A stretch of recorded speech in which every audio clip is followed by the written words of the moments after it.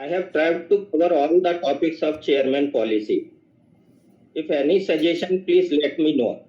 It will certainly help me to improve myself. Sir, सबसे पहले मैं इसमें यही बताना चाहूँगा कि चेयरमैन श्री दिनेश खारा जी ने सबसे पहले कुछ 5 या 6 टॉपिक हैं जिनके ऊपर उन्होंने फोकस किया है। फर्स्ट उन्होंने शुरुआत की है ग्लोबल इकोनॉमी से, फिर उन्होंने उसके बाद में डोमेस्टिक इकोनॉमी पे आए हैं, फिर गवर्नमेंट इनिशिएटिव जो है उसके बारे में बताया है, फिर उन्होंने नॉर्मल गाइडिंग दी है, उसके बाद में उन्होंने बजट 21-22 का उसमें बताया है, उसके बाद में उसको कैसे अचीव करना है उसकी स्ट्रेटेजीज बताई हैं, और फिर उन्होंने प्रॉफिटेबिलिटी पैरामीटर्स है उसके बारे में जिक्र किया है। इन्हीं पे से जो क्वेश्चंस भी बने हैं वो मैंने भी नोट डाउन किए हैं, वो भी मैं शेयर करूंगा। उस पे और भी आप लोग उसमें क्वेश्चन ऐड कर सकते हैं। सबसे पहले उन्होंने पॉलिसी गाइडलाइन में 2019-20 में जो कोरोना के कारण जो भी इम्पैक्ट पूरे वर्ल्ड पे आया है उसमें उसका जिक्र किया है। उसमें उन्होंने बताया है कि जीडीपी पूरे वर्ल्ड की जो है इस फाइनेंशियल ईयर में -3.5 रहने की संभावना है, जो अगले फाइनेंशियल ईयर यानी 21-22 में इसकी ग्रोथ 5.5% पे रहने की संभावना है। इसके बाद में उन्होंने जो अपने इंडियन इकोनॉमी है उसमें बताया है कि भारत की अर्थव्यवस्था में सुधार की पूरी संभावना है। उसका मेन रीजन जो है वो अपना एक है एग्रीकल्चर सेक्टर। उसके बाद में उन्होंने दिया हुआ है कि जो शहरी क्षेत्र है उसमें वैक्सीनेशन हो जाने के कारण जो कोविड के पेशेंटों में कमी आएगी, जिसके कारण डिमांड बढ़ेगी, जिससे अपनी ग्रोथ बढ़ेगी। इसके बाद में उन्होंने ये बताया कि भारत सरकार ने जो आत्मनिर्भर पैकेज 2.0 और 3.0 दिया है उससे भी अर्थव्यवस्था में सुधार होगा। इसके साथ में सरकार द्वारा बजट में जो मेन टॉपिक किए हैं वो है health, well beginning, infrastructure, innovation and research. इस पे ज्यादा फोकस किया है, इससे भी आर्थिक विकास होगा। भारत की जीडीपी 2020 में -7 से -7.5 तक रहने की संभावना है, परंतु इन सब इफेक्ट के कारण नेक्स्ट ईयर ये ग्रोथ जीडीपी की 11 से 12% होने का अनुमान है।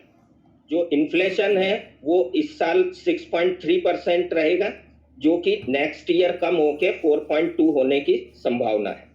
इसके बाद में इसमें बैंकिंग में के बारे में ये दिया हुआ है कि सरकार, गवर्नमेंट और आरबीआई के द्वारा जो स्टेप लिए गए हैं उससे बैंकों में लिक्विडिटी है एवं कॉर्पोरेट सेक्टर और रिटेल सेक्टर में डिमांड बनी हुई है। फरवरी 20 तक सभी बैंकों का जो क्रेडिट था वो 3.2% इंक्रीज हुआ था, जो कि पिछले साल फरवरी 20 के 2.8% से ज्यादा है। और इस साल जो है वो क्रेडिट ग्रोथ 6.5 से लेके 7.5 तक ऑल शेड्यूल कमर्शियल बैंक की रहने की संभावना है, जो नेक्स्ट ईयर 2021-22 में 10 से 11% रहने की संभावना है। इसके बाद में उन्होंने गवर्नमेंट द्वारा लिए गए इनिशिएटिव की भी इसमें चर्चा की है। इसमें जो बेसिक जो मेन पॉइंट है वो ये है कि इंफ्रास्ट्रक्चर में बजट में 34.5% की ग्रोथ की है, और साथ में इसमें प्रोडक्शन लिंक इंसेंटिव स्कीम भी लागू की गई। इसके बाद में आत्मनिर्भर भारत के बारे में भी जानकारी दी गई है, जिसमें किसान की आय दुगनी करने का लक्ष्य रखा गया है, स्वस्थ भारत का मिशन है, स्ट्रॉन्ग इंफ्रास्ट्रक्चर है, गुड गवर्नेंस है, अपॉर्चुनिटी टू यूथ है जिससे रोजगार बढ़ेंगे, एजुकेशन टू ऑल शिक्षा के क्षेत्र में है, वुमेन एम्पावरमेंट महिला सशक्तिकरण है। इसके बाद में उन्होंने इसमें की इंडिकेटर्स दिए हुए हैं जो अपने इकोनॉमी के हैं, जो जीडीपी जैसे पिछले इसमें बताया कि -7 से -7.5 तक रहनी है, जो 20-21 यानी 21 में 11 से 12% होने की संभावना है। इन्फ्लेशन 6.54 से 4.3 पे आना है। M3 ग्रोथ जो है, जो फाइनेंशियल ईयर 20 में 10.5 से 11% है, वो 12 से 12.5% होने की संभावना है। डिपॉजिट ग्रोथ जो 11 से 11.5 है, वो 9 से 10 रहना है। एडवांस ग्रोथ 6.5 से 7% जो इस साल की मानी गई है, वो इंक्रीज होके 10 to 11% पे जाएगी। एक्सपोर्ट क्रेडिट और इंपोर्ट क्रेडिट जो नेगेटिव ग्रोथ में है, उनमें भी बहुत अच्छा ग्रोथ होगा, जो 17 to 18% एंड 24 to 25% तक रहना की संभावना है। फिस्कल डेफिसिट 9.6 से कम होके 6.8 पे आने की संभावना है। इसके बाद पॉलिसी गाइडलाइन में जो है, उन्होंने गाइडिंग प्रिंसिपल दिए हैं, जिसमें सबसे मेन तो उन्होंने दिया हुआ है कि पॉजिटिव थिंकिंग करना है अपने को। दूसरा, पॉजिटिव एटीट्यूड रखना। ये दोनों अपने को बैंकिंग सेक्टर के विकास में पूरा सहयोग देंगे। इसके बाद में उन्होंने जो मेन कंसर्न दिया है, वो ये दिया है कि जो रिटर्न ऑन असेट्स है, उसको इम्प्रूव करना है। वो 2024 तक इन्होंने ROA जो है वो 1.1% से अधिक करने का लक्ष्य रखा है। इसी प्रकार रिटर्न ऑन इक्विटी ROE जो है, वो भी 17% से अधिक करना 2024 तक का लक्ष्य रखा है। हमारा जो CI रेशियो है, कॉस्ट टू इनकम, वो 53.25% है, जो बहुत ही ज्यादा है। और जितने भी प्राइवेट सेक्टर बैंक है, उनका CI रेशियो 35 से 40% है, 40% तक है, जबकि दूसरे पब्लिक सेक्टर बैंक का भी 45 से 50% है, लेकिन SBI का 53.25% है, जो बहुत ज्यादा है। हमारा ऑपरेशनल इनकम जो है वो 4.4 से ग्रोथ हो रहा है, जबकि ऑपरेशनल एक्सपेंसेस जो है वो 6.73% से बढ़ रहा है। इसको रिवर्स करने की जरूरत है, जिससे अपनी प्रॉफिटेबिलिटी बढ़ेगी। साथ ही जो परफॉर्मेंस लिंक इंसेंटिव एम्प्लॉइज के लिए है, ये भी उनको मोटिवेट करेगा कि वो प्रॉफिट बढ़ाने में अपना सहयोग दें। इसी में इन्होंने वैल्यू ड्राइवर की भी बात की है, जिसमें क्वालिटी ऑफ कस्टमर सर्विस पे ध्यान देने की जरूरत है। इसमें हमें जो हमारे कस्टमर हैं, उनके ईयर और आई बनने की बात की गई है। यानी मेनली ये है कि उनकी बात सुने, उनको समझें, और उन्हें ये विश्वास आप पे हो जाए कि आप उनकी समस्या का समाधान करेंगे। ये भी एक बहुत अच्छा पॉइंट है। इसके बाद में उन्होंने एनालिटिक और डिजिटलाइजेशन पर भी जोर दिया है। इसमें एनालिटिक के द्वारा हमें कस्टमर की नीड पता होना चाहिए। हमारा प्रोडक्ट डिलीवरी सिस्टम जो है वो इम्प्रूव होना है।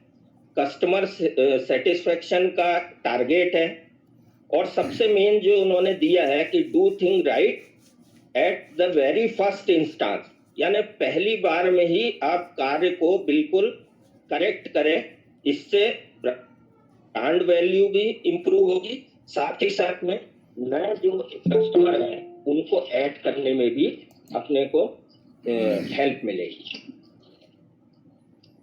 इसके बाद में उन्होंने जो बजट है वो इसमें दिया हुआ है। मेन पॉइंट्स जो मैंने इसमें देखे हैं, जैसे ग्रोथ इन डिपॉजिट 10 to 11, वो 10.10 दिए हैं। कासा ग्रोथ 11.50 है। एडवांसेस में जो ग्रोथ है वो इस बार बहुत हायर है, 13.45 का लक्ष्य रखा गया है, जिसमें PBBU में 23.25%, एग्री में 11%, REHBO में 14.3% और SME में 16.55% का लक्ष्य रखा है। तो प्रायोरिटी सेक्टर लैंडिंग हमेशा से ही 40% था, वही रिटेन किया गया। लेकिन अदर इनकम को जो है 12.46 जो इंक्रीज है उसका लक्ष्य दिया है। साथ ही ओवरहेड जो ग्रोथ है उसको 9.5% पे कैप्ड किया हुआ। ग्रॉस एनपीए 4.15 पे रखने का है, स्लिपेज रेशियो 1.54 पे लाने का है। साथ ही औका रिकवरी 8,100 करोड़ की करने का लक्ष्य रखा। इन सब चीजों से अपना नेट इंटरेस्ट मार्जिन जो है वो 3.28% रखने का लक्ष्य है जो पाया जा सकता है। सीआई रेशियो जो अपना 53.25% जो हाईएस्ट है उसे कम करके 52.23% करने का इस साल का लक्ष्य है। ऐसे ही return on risk weighted asset जो है वो टैक्स के बाद में 1.11% रखने का लक्ष्य है और बिफोर टैक्स ये 2.37 रहना चाहिए। सबसे मेन जो उन्होंने शुरू में भी किया है रिटर्न ऑन असेट, ये जो है इसको 0.45 से बढ़ा के इस साल 0.61 करना है, जो 2024 तक 1.1% से ऊपर होना चाहिए। इसी प्रकार rate of return on equity जो है जो 9.49 इस साल का है उससे 11.88 पे करना है और 2024 तक इसे अपने को 17% से ऊपर इसकी रेशियो रखना है। इसके बाद में उन्होंने इसमें चेयरमैन पॉलिसी में है कि where we are and where we want to be, हम कहाँ हैं और हमें कहाँ होना चाहिए, तो उन्होंने उसकी स्ट्रेटेजीज दी है। उसमें जैसे जो क्रेडिट ग्रोथ है उसमें उन्होंने सेगमेंट वाइज भी दिया हुआ है कि जैसे रिटेल है, रिटेल में अपने को सबसे ज्यादा फोकस एक्सप्रेस क्रेडिट पे करना है। साथ में हमको सीएसपी रिलेशनशिप को इन्हांस करना है, क्योंकि ये इन्हांस होगी तो नेचुरली एक्सप्रेस क्रेडिट जो है या अदर लोन हमको ज्यादा मिलेगा। पीएपीएल जो है वो इम्प्रूव करना है। साथ में हमको जो है continuous focus on home loan रखना है। फिर focus on risk mitigating product like gold loan, pension loan, इन पे भी उनका बहुत जोर है। इन सब चीजों से हमारी एनआईएम जो है वो इंक्रीज होगी। साथ में जो एग्री सेक्टर रिटेल के बाद एग्री में दिया है तो उसमें ये उन्होंने दिया है कि कोलैबोरेशन विद फिनटेक कंपनी, ये फिनटेक कंपनियों के कोलैबोरेशन से हम एग्री जो है फाइनेंस में इम्प्रूवमेंट करेंगे, अपनी ग्रोथ बढ़ाएंगे और उसका प्रॉफिटेबल बनाएंगे। फिर टेक्नोलॉजी का यूज अपने को एग्री लोन में भी करना है, जैसे योनो कृषि वगैरह इस टाइप से जो भी प्रोडक्ट इसमें है वो करना है। एमएसएमई के लिए उन्होंने दिया है कि भाई become the bank of choice for MSME, यानी हमारे एमएसएमई के लिए हमारा बैंक चॉइस होना चाहिए जो अभी नहीं है। अभी हमारा बिजनेस सिर्फ 15.57 है, जो कि अपने को 2 साल में इसको 20% तक ले जाने का लक्ष्य रखा है।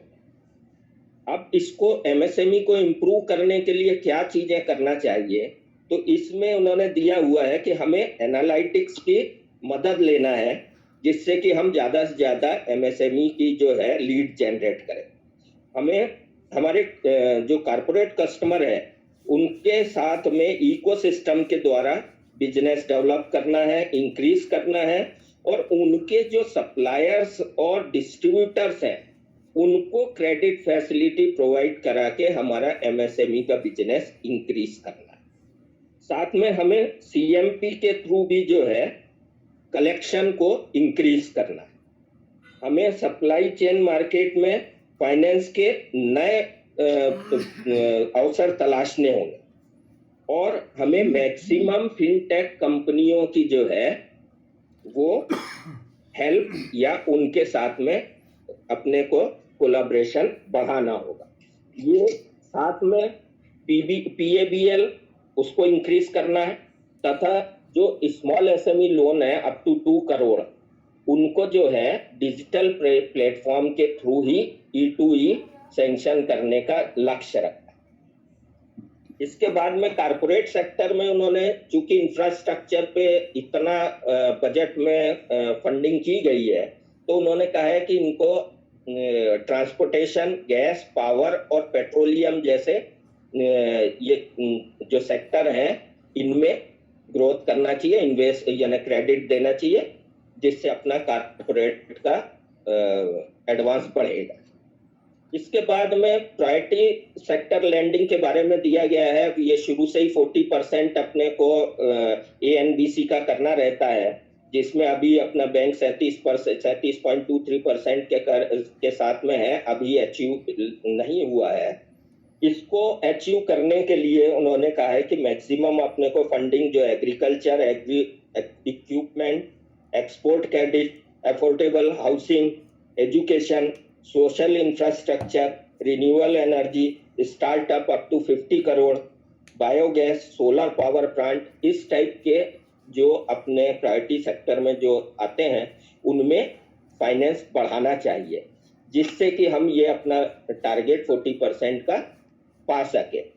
यदि हम इसमें ये अचीव नहीं कर पाते हैं तो हमें बहुत ही लो इंटरेस्ट, लो यील्ड वाले इसमें इन्वेस्ट करना पड़ता है, मेनली RIDF में और मुद्रा में, रूरल इंफ्रास्ट्रक्चर डेवलपमेंट फंड और micro unit development and refinance agency, इनसे बहुत ही कम यील्ड मिलता है। इसके बदले में यदि हम प्रायोरिटी सेक्टर में फाइनेंस करते हैं तो हमें हायर यील्ड भी मिलता है, साथ में हमारे पास में लिक्विडिटी भी बनी रहती है और बैंक की जो है ब्रांड इमेज जो है वो इम्प्रूव होती है। इसके बाद में उन्होंने जो दिया है ग्रोथ इन लाइबिलिटी प्रोडक्ट, तो जो अपने लाइबिलिटी प्रोडक्ट है इनमें मेनली उन्होंने फोकस किया है कासा के ऊपर, कि कासा अपने को इम्प्रूव करना है, उसमें भी स्पेशली करेंट अकाउंट, क्योंकि करेंट अकाउंट से हमारा नेट इंटरेस्ट मार्जिन इम्प्रूव होगा। हमारा कासा 45.15% है, इसको हमें 1.61 इंक्रीज करके 46.76 पे ले जाना है। लेकिन इसमें सबसे ज्यादा जो इम्पोर्टेंट दिया है कि करंट अकाउंट का अपने को डिपॉजिट ग्रोथ बढ़ाना है, जो इस समय सिर्फ 6.15% है, इसे 7.1 तक इस फाइनेंशियल ईयर में ले जाने का लक्ष्य है। हमें इसमें ये भी दिया हुआ है कि करंट अकाउंट डिपॉजिट बढ़ाने के लिए हमें क्या करना चाहिए, तो उसमें marketing for current account, customer को कन्वीनियंट एनवायरनमेंट ब्रांच में मिले, ये अपने को करना है। इसके बाद में डिजिटल प्रोडक्ट और कैश मैनेजमेंट प्रोडक्ट को ज़्यादा से ज़्यादा लोगों को बताना है, जिससे कि वो जुड़ सके। इसके बाद में हमको कस्टमर के जो बिजनेस मॉड्यूल है उसको समझना पड़ेगा, जिससे कि हम उनको उनकी चॉइस का या जो सजेस्टिव उनके लिए प्रोडक्ट है वो दे सके। और MCA पोर्टल पे भी हमें कार्य करना चाहिए, जिससे हमें नई लीड वगैरह मिले। साथ ही उन्होंने रिडक्शन इन NPA और रिकवरी इन औका ये दिया है, ये जनरल पॉइंट है, ये हमेशा से ही रहा है। इसके बाद में उन्होंने अदर इनकम को इंक्रीज करने के लिए लक्ष्य दिया है, जो 12.46% से ग्रोथ होगी। इसको इम्प्रूव करने के लिए भी उन्होंने कुछ सजेशन दिए हैं। इसमें लिखा है कि जिसमें फर्स्ट है कि सेलिंग मोर प्रोडक्ट टू पर कस्टमर, यानी हर कस्टमर को अधिक से अधिक प्रोडक्ट दें, इससे हमारी इनकम बढ़ेगी। Increase digital channel, financial supermarket, वो किया जाए। Cross selling and up selling of the products, ये भी एक टूल है। Minimise concession in processing and service charges, क्योंकि हर ही कस्टमर डिमांड करता है और उसको कम करना चाहिए, और स्पेशली रिन्यूअल, और उसमें यदि वो पैरामीटर में फिट नहीं बैठता है तो उसके कंसेशन वगैरह विड्रॉ करना चाहिए। Commission on bank guarantee LC, promote debit card at POS machine, government business, forex transaction, cash management वो प्रोडक्ट्स और रिकवरी इन औका। ये उन्होंने एक गाइडेंस दिया है कि इसको यदि करके हमें 12.46% अदर इनकम को इंक्रीज कर। इसके बाद में कुछ इनेबल्स उन्होंने दिए हुए हैं, जैसे IT में तो हमारी इंफॉर्मेशनल टेक्नोलॉजी को इम्प्रूव करने के लिए हमें डाटा एनालिटिक, आर्टिफिशियल इंटेलिजेंस और ब्लॉकचेन एंड रोबोटिक्स, का मैक्सिमम यूज करना है, जिससे कि हमारा डाटाबेस बढ़ेगा, हमें डिसीजन लेने में सुविधा होगी और इससे बैंक का परफॉर्मेंस इंप्रूव हो। इसके साथ में नेटवर्क स्टेबिलिटी पे भी उन्होंने वो दिया है कि हमारे नेटवर्क की स्टेबिलिटी होना चाहिए और जो वेंडर्स हैं जिन पे हमारी डिपेंडेंसी है वो कम करना चाहिए। इसके लिए उन्होंने next generation network operating centre खोला जा रहा है, जो इस फाइनेंशियल ईयर में वर्क करने लगेगा। ये जो है ये इन हाउस किया गया है और इसमें एडवांस एआई और एमएल बेस्ड मॉडल लॉन्च किया जा रहा है। इसके बाद में जो एआई है और एनालिटिक का यूज जो है वो हम और अधिक करने के का लक्ष्य रखा है। यहाँ तक कि इसके आर्टिफिशियल इंटेलिजेंस के साथ के उपयोग से इस बार जो पॉलिसी डिसीजन मेकिंग है वो भी इसके थ्रू करने का और इसका सपोर्ट लेने का लक्ष्य रखा है। एंटी मनी लॉन्ड्रिंग या फ्रॉडलेंट ट्रांजैक्शन को भी कैसे कम किया जाए, इसके लिए भी एआई का यूज बढ़ाया जाएगा। साथ में इसके आर्टिफिशियल इंटेलिजेंस के द्वारा हमारा जो कॉस्ट टू इनकम रेशियो है उसको कम कैसे किया जाए, उसका भी यूज किया जाएगा। ये आर्टिफिशियल इंटेलिजेंस और एनालिटिक के यूज के बारे में उन्होंने बताया था। इसके बाद में डिजिटल इनिशिएटिव के बारे में दिया हुआ है। तो डिजिटल इनिशिएटिव तो वैसे भी बैंक का इस समय बहुत फोकस है। हमारे corporate customer, government customer, MSME के जो है उन्हें हमारे पास में डिजिटल प्रोडक्ट की बहुत रेंज है, जैसे fund collection, payment, MIS, cash management product, ये सब उनको हमें प्रोवाइड कराना है। हमें जैसे अभी बैंक ने जो एंड टू एंड सैंक्शन है वो शिशु मुद्रा लोन में, पीएम स्वनिधि में, पीएपीएल, पीएबीएल, योनो पाई, योनो पे और योनो बिजनेस, योनो कृषि, ये तो कर ही रहे हैं। इसको और इम्प्रूव करने की कोशिश कर रहे हैं। नए नए प्रोडक्ट इसमें ऐड कर रहे हैं। जो नए प्रोडक्ट अंडर प्रोसेस है उसमें एक्सप्रेस क्रेडिट है, जिसमें डिजिटल डॉक्यूमेंट एग्जीक्यूशन होगा। E2E होम लोन है, ये बहुत बड़ा बेनिफिट बैंक को दे सकता है।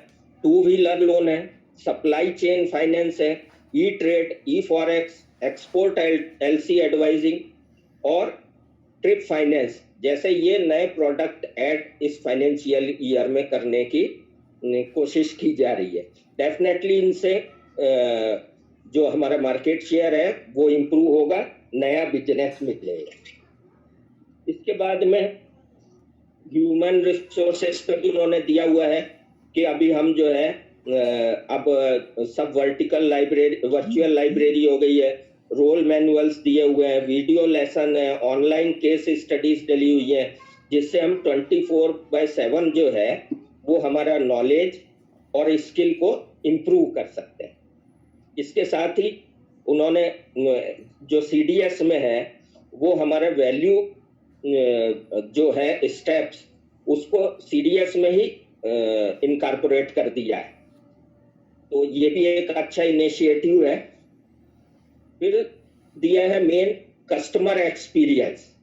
कस्टमर एक्सपीरियंस की बात तो जब से बैंकिंग चल रही है तभी से है।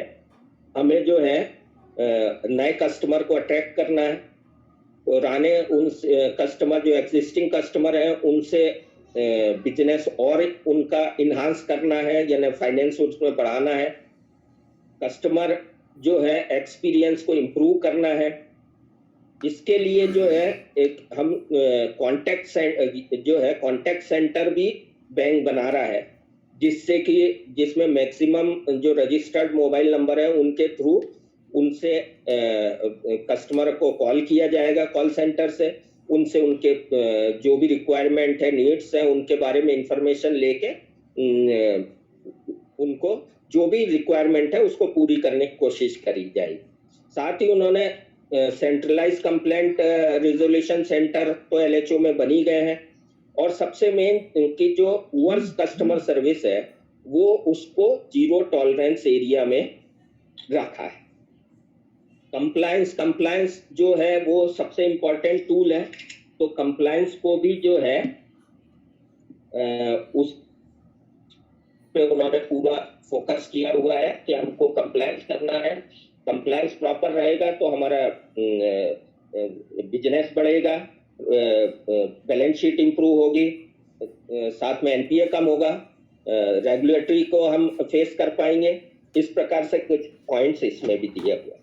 और फिर इसके बाद में इन्होंने इसमें एक जो अपना परफॉर्मेंस है दिसंबर लास्ट क्वार्टर तक का वो भी दिया हुआ है। जैसे टोटल डिपॉजिट 13.64% से इंक्रीज हुआ है, सेविंग 15.99 से हुआ है, करंट 11.33 से हुआ है, कासा रेशियो 45.15 है, पर्सनल सेगमेंट 15.45 से इंक्रीज हुआ है, उसमें होम लोन 9.9% है, टोटल एडवांस 6.73% से इंक्रीज हुआ है, नेट इंटरेस्ट इनकम 11.05 से इंक्रीज हुई है, अदर इनकम जरूर नेगेटिव 6.43% पे है, ऑपरेटिंग प्रॉफिट 4.4 है, नेट प्रॉफिट 27.99% से बढ़ा है।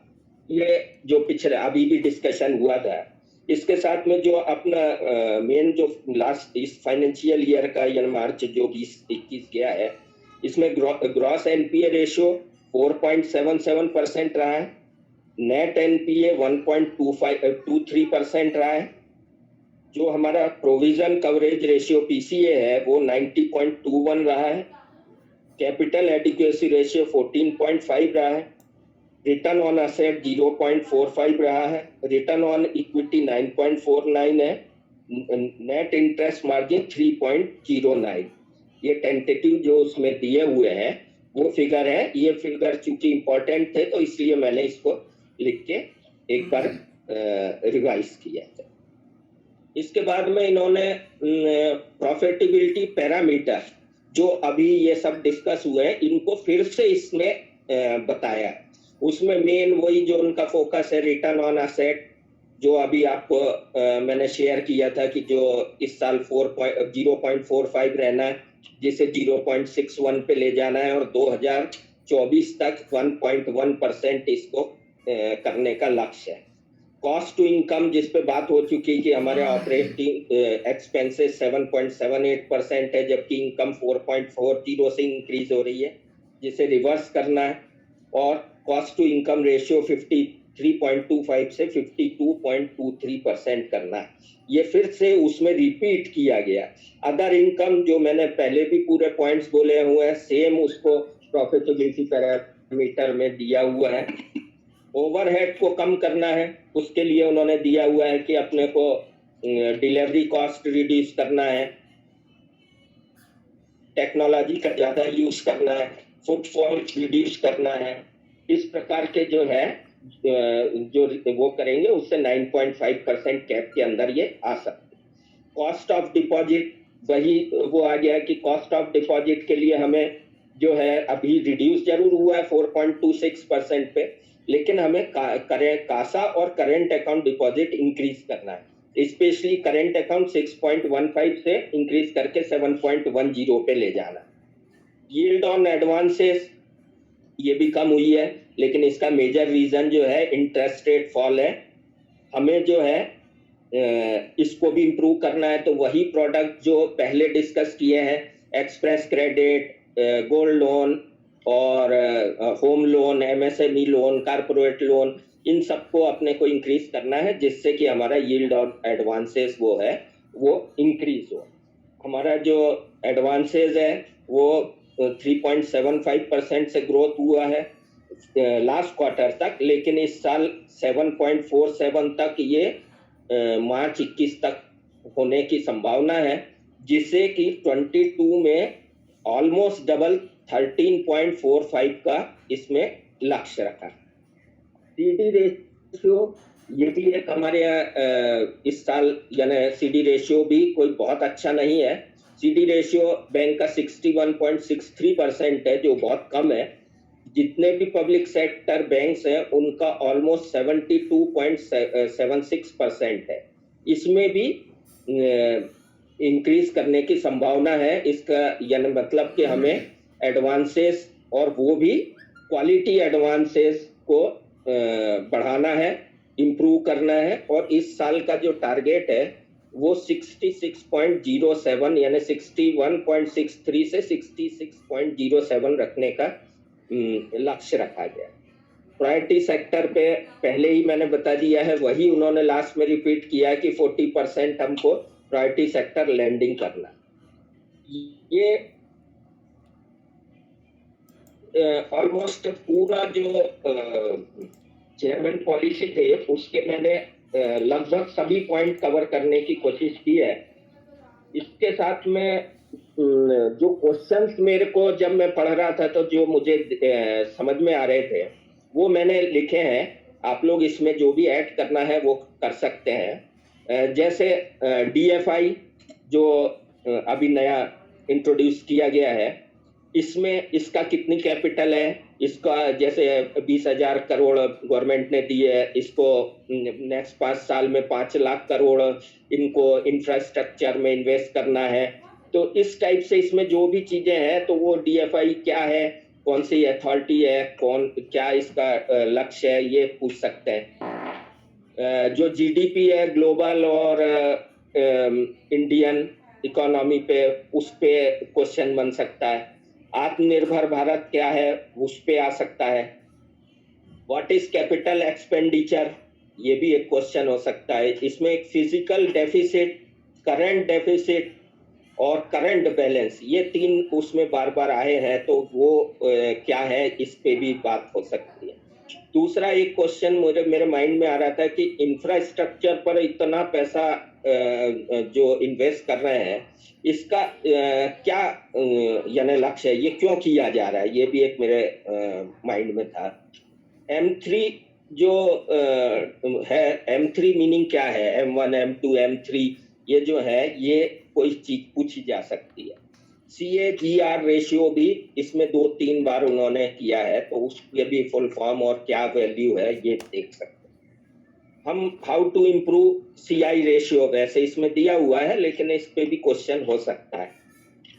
PSL यदि 40% नहीं होता है तो क्या इम्पैक्ट है, वो भी इसमें बात हुई है। How to improve ROA and ROE।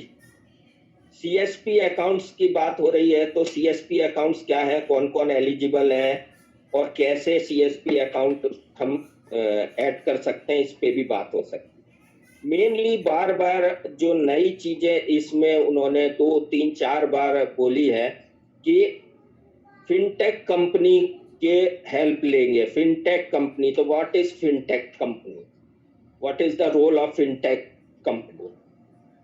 फिर बार बार जो क्वालिटी इंप्रूवमेंट, बिजनेस इंप्रूवमेंट करने के लिए कैश मैनेजमेंट प्रोडक्ट्स पे बहुत जोर दिया गया है। तो कैश मैनेजमेंट प्रोडक्ट कौन कौन से हैं और उनकी क्या यूटिलिटी है। एक उन्होंने वर्ड दिया था cross selling and up selling. तो what is the difference between cross selling and up selling. What is artificial intelligence, robotic and blockchain, इनके क्या मीनिंग है, इसकी क्या यूटिलिटी है। मुझे भी बहुत ज्यादा नहीं पता है, लेकिन मुझे क्वेश्चन के हिसाब से मैंने इसमें लिखा। बैंक का जो मेन है विजन, मिशन एंड वैल्यू, ये क्या क्या है, इसको भी जरूर देखने की आवश्यकता है। What is AI and ML system, what is slipping ratio और व्हाट इज CMP। ये मैंने कुछ क्वेश्चन जो है वो इसमें से निकाले थे। होप ये कुछ चीजें कवर कर रहा होगा, लेकिन मुझसे जो भी चीजें इसमें छूट गई हैं काइंडली आप लोग उसको ऐड करें, और जो भी मेरे बोलने की फ्लुएंसी में या बताने की इसमें जो भी कमी है या जो चीज छूट गई है या क्वेश्चन नहीं बन पाए हैं, तो आप लोग से ये निवेदन है कि जरूर मुझे बताएं जिससे मैं अपने आप में इम्प्रूवमेंट कर सकूं। Thank you very much. Thank thank you sir. Thank you sir, thank you. बहुत ही थैंक यू सर। डिटेल में आपने पूरा चेयरमैन पॉलिसी गाइडलाइन बताया सर। और इसमें मेरे माइंड में एक आया है कि आपने जो लास्ट में क्वेश्चंस बताए हैं प्रोबेबल, वो बहुत मायने रखता है, क्योंकि चेयरमैन पॉलिसी गाइडलाइन डायरेक्ट तो इंटरव्यू बोर्ड हमसे पूछेगा नहीं, उससे जो क्वेश्चन आपने तैयार किए हैं उसमें से आ सकता है। तो हम लोग इसमें एक काम ये कर सकते हैं कि कल शुक्ला जी ने भी चेयरमैन पॉलिसी गाइड के कुछ जो स्टार्टिंग्स थे उसके ऊपर प्रेजेंटेशन दिया था, तो कल या परसों के जो अपन गूगल मीट करेंगे उसमें जितने भी आपने क्वेश्चंस प्रोबेबल बनाए हैं अभी, उसका यदि आप ही और शुक्ला जी मिलके, क्योंकि आप चेयरमैन पॉलिसी गाइडलाइन दोनों साथी अपने पढ़ रहे हैं, तो उसका जो प्रोबेबल आंसर भी होना चाहिए वो अगर शेयर करेंगे तो बहुत बढ़िया रहेगा। क्योंकि हम लोगों के लिए ये रहेगा कि फिर से हमको वापस चेयरमैन पॉलिसी गाइडलाइन पढ़ना पड़ेगा कि उसमें क्या लॉजिक दिया है, किस कारण से कर रहे हैं। तो ये कर सकते हैं कि ये 20 क्वेश्चन जो है। डेफिनेटली सर, ये आपका बहुत अच्छा सजेशन है। चूंकि हम लोगों ने पॉलिसी गाइडलाइन पढ़ी है, आप लोगों का उस पर ज्यादा समय ना हो तो हम पूरे क्वेश्चन के जो आंसर हैं वो भी तैयार करके और प्रेजेंट करेंगे। हाँ, ये तो इस अच्छा रहेगा। प्रकार ठीक है, मैं भी इसको देखूंगा सर आपसे। नहीं तो उसमें एक काम कर सकते हैं, जो आपने प्रोबेबल क्वेश्चंस लिखे हैं ना, वो व्हाट्सएप ग्रुप में शेयर कर दीजिएगा। तो जो 2-3 लोग हैं जो चेयरमैन पॉलिसी गाइडलाइन कर रहे हैं, शुक्ला सर हुए, आप हुए और एक साथी और जिन्होंने कहा है अभी, तो वो आपस में क्वेश्चन बांट लेंगे तो कम टाइम में हम लोग 20 क्वेश्चन कर सकते हैं कि उसका प्रोबेबल आंसर लिख के और फिर अपन शेयर कर लेंगे।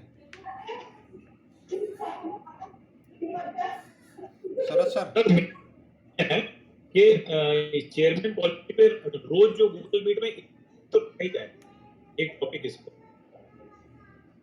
आवाज कट रही है इंद्रजीत सर। सर ये कह रहा हूँ कि चेयरमैन पॉलिसी पे रोज हम एक टॉपिक तो रखें। नहीं, हाँ वो सही है। वो कल भी अपनी चर्चा हुई थी कि चेयरमैन पॉलिसी गाइडलाइन पे तो रखेंगे ही। और मुझे लगता है कि जब ये प्रोबेबल क्वेश्चन अपन डिस्कस करेंगे तो ऑटोमेटिकली वो हो जाएगा।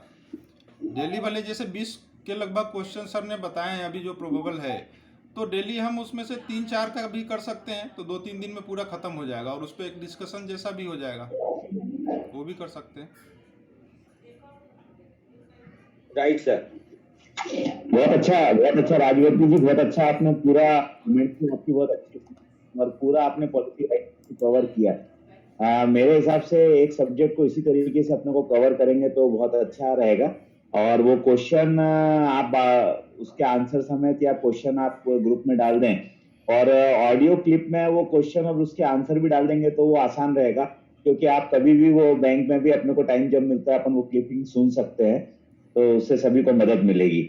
और इसी मतलब हेड्स ऑफ है आपको, इतनी अच्छी प्रिपरेशन आपने करी, हमको बहुत आसान कर दिया उसको। और सुमन ये वीडियो भी डाल देना, तो एक बार 2 बार देखेंगे तो अपने को याद हो जाएंगे सब चीजें। ठीक है, और रिकॉर्ड में कर रहा हूँ, मैं अपलोड कर दूंगा इसको। Thank you very much sir. आपने मेरी यानी मैं तो फर्स्ट टाइम ही बोला था, लेकिन ये बहुत इंकरेज करता है कि अपन इंटरव्यू फेस कर पाएंगे। अरे बिल्कुल कर पाएंगे, क्यों नहीं कर पाएंगे सर। Thank you sir. हाँ सुमन, नेक्स्ट पे सर इसमें एक मेरा बीच में बस नेक्स्ट टॉपिक आपका ही है, उसके पहले एक और सुझाव था मेरा कि माइक बंद है तुम्हारा सर नेक्स्ट टॉपिक तो आपका ही है, उसके पहले 2 लाइन मैं बोलना चाहूँगा। एक सुझाव और भी था कि हमारे पास मटेरियल बहुत ज़्यादा आ गए हैं, है ना, PDF फाइल बहुत सारे शेयर हो गए हैं ग्रुप में, जो किसी के बस की बात नहीं है कि सारा का सारा PDF फाइल पढ़ ले, ठीक है।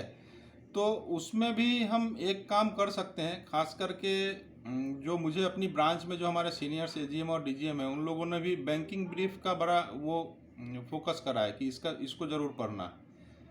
बाकी आप लोग भी डिसाइड कर लीजिए कि कौन सा जो अपना PDF है वो सबसे ज़्यादा इम्पोर्टेंट है। अगर बैंकिंग, मान लीजिए बैंकिंग ब्रीफ है और वो मुझे लगता है 292 पेज का है, 292 पेज का, तो वो भी हमारे लिए पॉसिबल नहीं है कि एक साथ पढ़ें। तो हम लोग 5 लोग जो हेलो, हाँ चौधरी जी कुछ बोल रहे हैं क्या? सर 246 पेज 246 पेज है, तो हम एक काम कर सकते हैं कि उसको एक दिन में हम ख़त्म कर सकते हैं पूरा बैंकिंग ब्रीफ। हम 5 साथी कोई भी 1 से 50, 51 से 100, फिर 101 से 150 ऐसे करके, और उसमें जो मेन है जो अपने इंटरव्यू पर्पस से यूज़फुल हो सकता है उसको एक दिन अपन रख सकते हैं। तो एक दिन में पूरा बैंकिंग ब्रीफ जो है हम एक तरह से पढ़ जाएंगे और वो अपने लिए बड़ा अच्छा रहेगा, अगर बैंकिंग ब्रीफ सबसे ज़्यादा इम्पोर्टेंट है तो। अदरवाइज दूसरा कोई पीडीएफ जो है बहुत सारे जो आए उसमें से है तो उसको भी इसी तरीके से अपन बांट के कर सकते हैं। तो ये शरद सर डिसाइड कीजिए आपकी कौन सा अपने पास जो पीडीएफ फाइल आया है वो सबसे ज़्यादा एग्जॉस्टिव और सबसे अच्छा मटेरियल है, तो उसके लिए अपन ये एक्सपेरिमेंट कर सकते हैं। हाँ सुमन, बिल्कुल सही बात है। देखो अभी अपन एक पॉलिसी गाइडलाइन सबसे इम्पोर्टेंट चीज थी, उसको अपन कवर कर रहे हैं, है ना? Yes, yes, और sir. पॉलिसी गाइडलाइन रोज थोड़ा थोड़ा करते रहेंगे। Yes, sir. बैंकिंग ब्रीफ को अपन देख रहे हैं तो उसके अंदर 56 टॉपिक्स हैं। Yes sir. ठीक है। हाँ। तो मेरा ये कहना है कि हम 5 जनों को 2-2 टॉपिक रोज अपने आप सेलेक्ट करते चले वो, हाँ, और वो करते चले, तो अपने पास 10 टॉपिक रोज होंगे, 5 दिन में अपना कवर हो जाएगा। हाँ हाँ हाँ।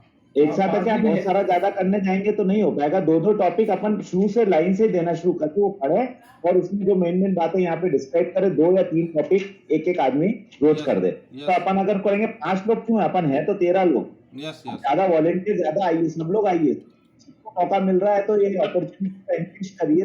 2-2 टॉपिक 10 जने तैयार करिए, तो अपने 2 दिन से 3 दिन में खत्म हो जाएगा। तो ठीक है, अपने 13 साथी अभी जुड़े हुए हैं, तो अपन एक काम करेंगे, उसका पेज नंबर वाइज अपन खाली डिस्ट्रीब्यूट कर देंगे, पेज नंबर आप हाँ हेडिंग वाइज डाल देंगे। देखो अगर मेरे को टाइम मिलेगा तो आज मैं रात को ये हेडिंग वाइज डाल दूंगा सबको। यस सर, यस सब तैयार करेंगे। यस बिल्कुल ठीक है। सर मैंने ग्रुप जो है 2 चीजें शेयर की, एक तो मैनेजर नीड्स टू बी, और एक किया था characteristic of the customer centric banks are. Hello, हाँ आ रही है आवाज, आ रही। सर ये दोनों जो टॉपिक दिए थे वो बैंकिंग ब्रीफ पे उठा, बट ठीक है, इसी टाइप से अपन कवर कर लेंगे इंद्रजीत, उसको पूरी बैंकिंग ब्रीफ को कर लेंगे, ज्यादा दिन नहीं लगेगा अपने पास। कल वेडनेसडे तक अपन खत्म कर देंगे banking. Yes sir, yes sir, yes sir. ठीक है, तो नेक्स्ट सर, चलो भैया नेक्स्ट आपका ही है sir, NPCI, UPI, Bhim, neo bank. ठीक है, ठीक है, यस सर, ठीक है।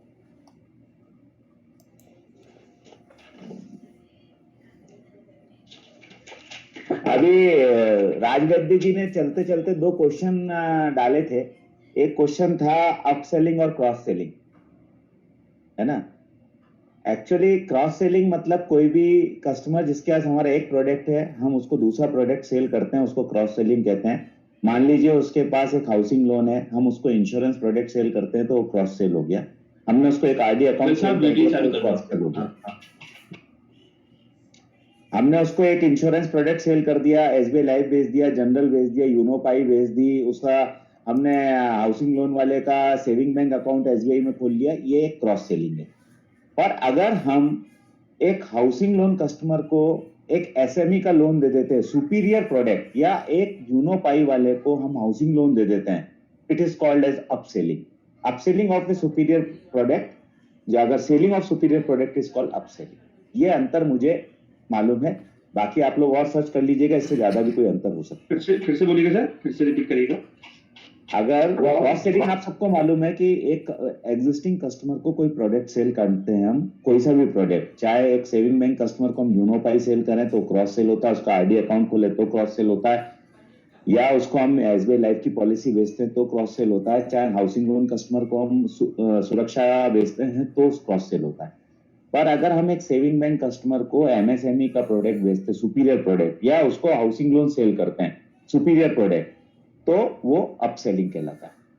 बहुत ज्यादा अंतर नहीं है, पर इसमें सिर्फ सुपीरियर शब्द का यूज किया गया है, जहां पे भी अपन पढ़ेंगे कि selling of a superior product to existing customer is called upselling. लेकिन सर इसमें सुपीरियर प्रोडक्ट का डेफिनेशन कैसे, क्या सुपीरियर प्रोडक्ट की डेफिनेशन एज पर बैंक है, जिससे हमको इनकम ज्यादा हो रही है, उसको बैंक उसी टाइप से मान के चल रहा है। जैसे कि हाउसिंग लोन प्रोडक्ट वाले को अगर हम एमएसएमई देते हैं तो वो हमारे लिए सुपीरियर प्रोडक्ट है, सेविंग बैंक वाले को हम हाउसिंग लोन देते हैं वो सुपीरियर प्रोडक्ट है। ओके, उसमें ऐसा कोई वो नहीं दिया। अपसेलिंग की डेफिनेशन बैंक के हिसाब से नहीं है, ये सभी के हिसाब से, बैंक के हिसाब से हम उसको समझ रहे हैं हमारे लेवल पर। और भी आप इसको देखिएगा कुछ इसमें अंतर और मिलता हो तो। Okay sir, okay. ठीक है, चलिए आज एक दो छोटे छोटे से टॉपिक है पर बहुत इंपॉर्टेंट है। एक है एनपीसीआई और एक है नियो बैंकिंग। अपन एनपीसीआई को पहले बात करते हैं। एनपीसीआई को जब हम बोलते हैं तो एनपीसीआई का मतलब हो गया national payment corporation of India.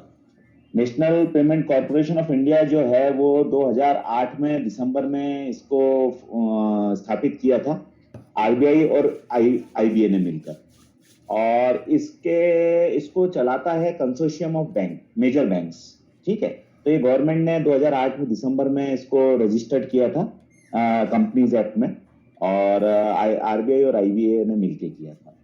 National payment corporation of India बहुत आज की तारीख में जितने हमारे ट्रांसफर ऑफ फंड है ये उसी के थ्रू हो रहे हैं, तो इसकी बहुत इंपॉर्टेंस है। इसके साथ एक और चीज आ रही है भीम, BHIM, भीम ऐप हम यूज कर रहे हैं यूपीआई के ट्रांसफर्स के लिए। भीम आप जैसा आपको सबको मालूम है डॉक्टर BR अम्बेडकर के नाम के ऊपर भीम ऐप रखा, और उसका फुल फॉर्म या वो है उसको कहते हैं भारत इंटरफेस फॉर मनी। तीसरा इसी से लिंक्ड है वो है यूपीआई। हर आदमी यूपीआई की बात करता है आज की तारीख में, उसको कहते हैं हम यूनिफाइड पेमेंट इंटरफेस, जिससे हम सारे फंड्स ट्रांसफर हो रहे हैं, सारे आजकल जितने भी ट्रांसफर्स हो रहे हैं। इसी में यूपीआई के अंदर एक चीज और काम करती है, वो है इमीडिएट पेमेंट सर्विसेज या IMPS जिसको हम कहते हैं। National payment corporation of India जो है वो अम्ब्रेला एंटिटी है डिजिटल पेमेंट्स ऑफ इंडिया की। ये इस सारे डिजिटल पेमेंट जो है वो एनपीसीआई के अंडर में ही काम कर रहे हैं। इसके अंदर कुछ चीजें हैं जैसा भीम क्या है, Bhim Bharat interface for money है। इसमें इंडियन मोबाइल पेमेंट ऐप है, ये एनपीसीआई ने डेवलप करी है। ये यूपीआई पे डिपेंड है, यूनिफाइड पेमेंट इंटरफेस पे। BR अम्बेडकर जी के नाम पर इसका नाम रखा है। 30 दिसंबर 2016 दिसंबर 2016 में ये लॉन्च हुआ है। ये ई पेमेंट डायरेक्टली थ्रू बैंक की एक एप्लीकेशन है, इससे ई पेमेंट आप डायरेक्टली कर सकते हैं, बहुत इजी टू है, हैंडल है। IT सपोर्ट्स ऑल, ये जो है सारी बैंकों को सपोर्ट करता है, लगभग 207 बैंकों के अंदर है, लिस्ट तो नहीं है पर 207 बैंकों को ये सपोर्ट करता है, और ये IMPS के ऊपर काम करता है, इमीडिएट पेमेंट सर्विसेज के ऊपर। इसी के अंदर सेकंड जो है, जो जैसा मैंने आपको बोला एनपीसीआई, तो वो एक अम्ब्रेला नॉन प्रॉफिट ऑर्गेनाइजेशन है। आरबीआई और आईबीए ने उसको 2008 में रजिस्टर्ड किया था कंपनीज एक्ट में, उसको ओन करता है consortium of major banks. UPI जो है वो भीम एप्लीकेशन उसी पे काम करती है। ये यूपीआई जो है इंस्टेंट रियल पेमेंट सिस्टम है, IMPS के थ्रू काम करता है, आरबीआई के द्वारा रेगुलेट होता है, और लगभग 207 बैंक के इसके मेंबर्स हैं। और अगर आप देखेंगे तो हर महीने इसमें मिलियंस ऑफ ट्रांजैक्शन हैं। अगर हम पिछले महीने की बात करें तो 2334.16 मिलियन ट्रांजैक्शंस करे हैं यूपीआई के थ्रू। एक नया फीचर अभी आया यूपीआई हेल्प के नाम से। यूपीआई हेल्प जो है वो भीम यूपीआई एप्लीकेशन का पार्ट है। वो ग्रीवेंस रिड्रेसल का मैकेनिज्म है, उसके अंदर आप अपना पेमेंट का स्टेटस चेक कर सकते हैं, कंप्लेंट रेज कर सकते हैं किसी भी ट्रांजैक्शन को लेके और मर्चेंट को लेके। तो छोटी सी जानकारी एनपीसीआई पे यही है। इसके अंदर वही 3-4 चीजें हैं, एनपीसीआई है, Bharat interface for money Bhim है, यूपीआई है, IMPS है। फिनटेक कंपनियां या वॉलेट कंपनियां, जो भी आप उसको बोल सकते हैं, वो सब इसी पे काम कर रही हैं, चाहे गूगल पे हो, चाहे फोन पे हो, चाहे पेटीएम हो, ये सब इसी के यूपीआई के बेस पे काम कर रही है। और एसबीआई भी इसमें एसबीआई के थ्रू भी इसमें अच्छे ट्रांजैक्शन हो रहे हैं। दूसरा है नियो बैंकिंग या फिनटेक कंपनी की जो बैंकिंग आ रही है। एक्चुअल फिनटेक कंपनी जो है ना, वो उसका मतलब है फाइनेंस रिलेटेड टेक्नोलॉजिकल कंपनी। वो जरूरी नहीं है बैंकिंग कंपनी हो। जैसा कि अभी पॉलिसी गाइडलाइन में राजवैद्य जी ने बोला ना कि एग्रीकल्चर में हम फिनटेक कंपनियों की मदद लेनी है, तो एग्रीकल्चर की फिनटेक कंपनी क्या हो गई, वो स्काईमेट वगैरह ये से हो गई, जो किसान को बताएगी कि भाई कहाँ पर क्या बारिश हो सकती है, क्या फसल बोनी चाहिए, कैसी मिट्टी होनी चाहिए, क्या खाद डालनी चाहिए, कहाँ पे उनकी प्राइस ज्यादा मिलेगी। इस टाइप की बहुत सारी कंपनियां हैं तो ये सब फिनटेक कंपनियां हैं जो फाइनेंस से रिलेटेड टेक्नोलॉजिकल कंपनियां हैं, जो फाइनेंस के क्षेत्र में काम कर रही हैं, वो सब कंपनियां हैं।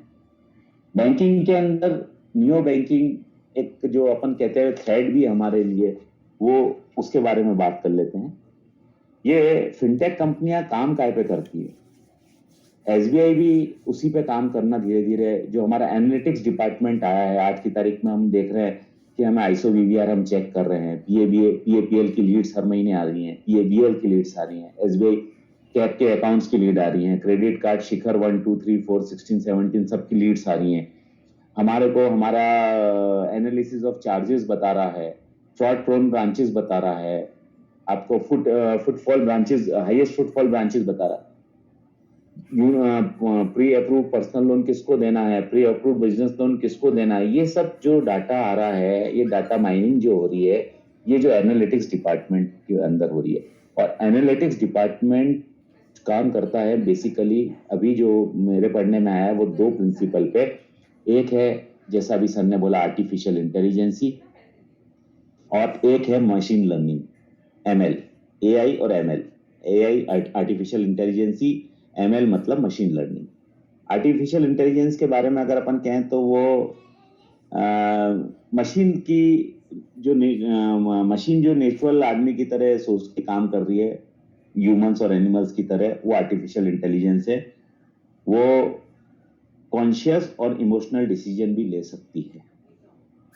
मशीन लर्निंग क्या है?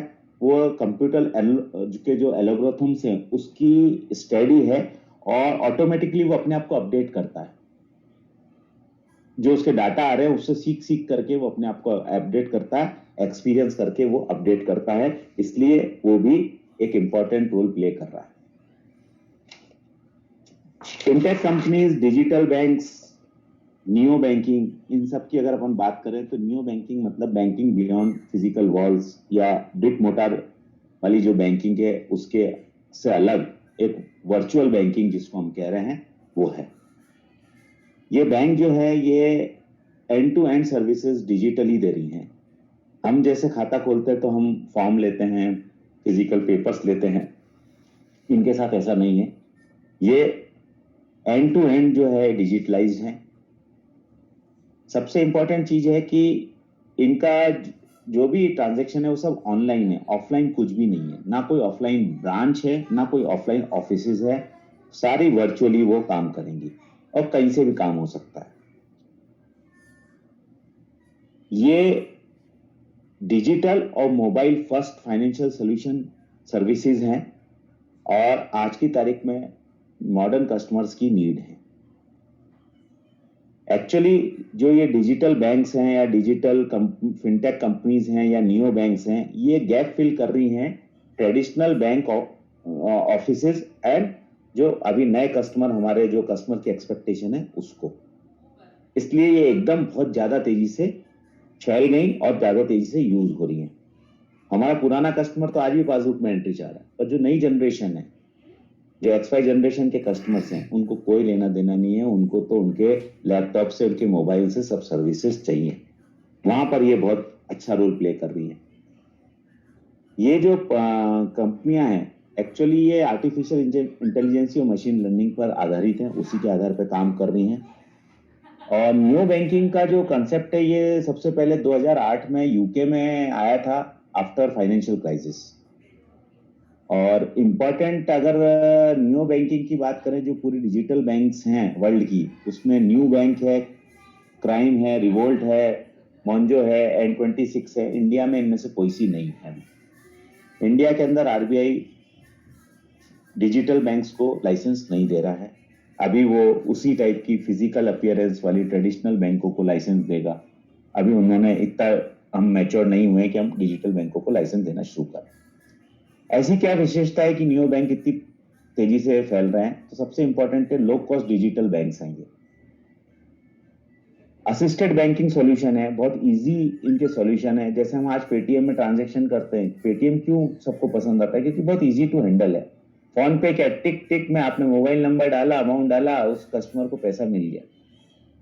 तो ये इसकी जो अप्रोच है वो इतनी सरल है कि आदमी उसको यूज कर लेता है, कोई भी यूज कर लेता है। और वो मोबाइल से ऐसे यूज कर सकते हैं, कहीं से भी यूज कर सकते हैं। बहुत फास्ट है, बहुत फ्रेंडली है, कस्टमर सपोर्ट उनका अच्छा है, रेलेवेंट है। तो इसके कारण ये बहुत जल्दी लोकप्रिय हो रही है। ये छोटे customers, micro and small enterprises को भी बहुत जल्दी से कैप्चर कर रही है। ये कैप्चर कर रही है अनबैंक्ड एरिया जो अभी हमारा बचा हुआ है, वो कस्टमर भी इनका कस्टमर बन रहा है।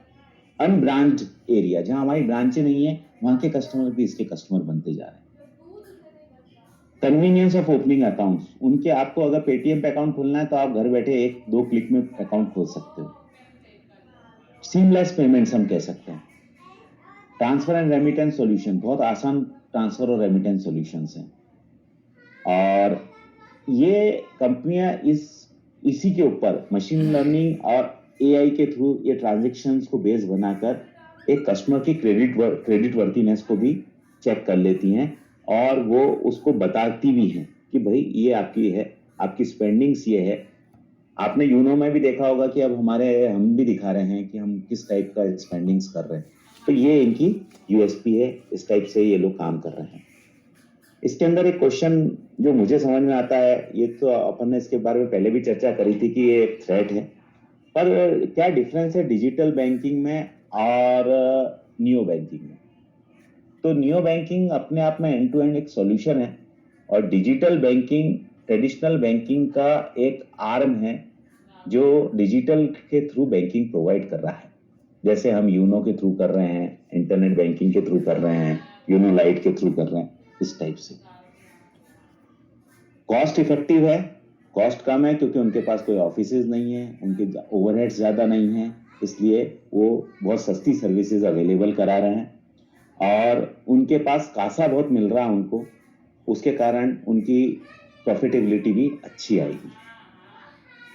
मैंने ये थोड़ा सा सिर्फ इतना जानने के लिए नियो बैंकिंग को रखा ताकि आपको ये समझ आ पाए।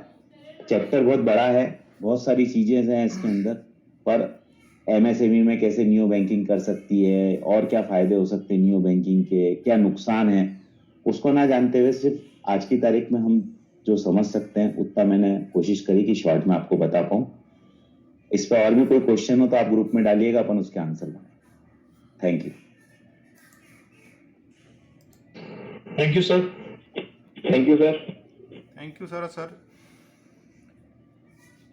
अच्छा, ये नियो बैंकिंग, तो नियो बैंकिंग जो कर रही है तो उसमें कुछ प्रोमिनेंट नाम है क्या सर, कि कौन कौन सा है वो अभी आज की तारीख में इंडिया में, एक दो कोई?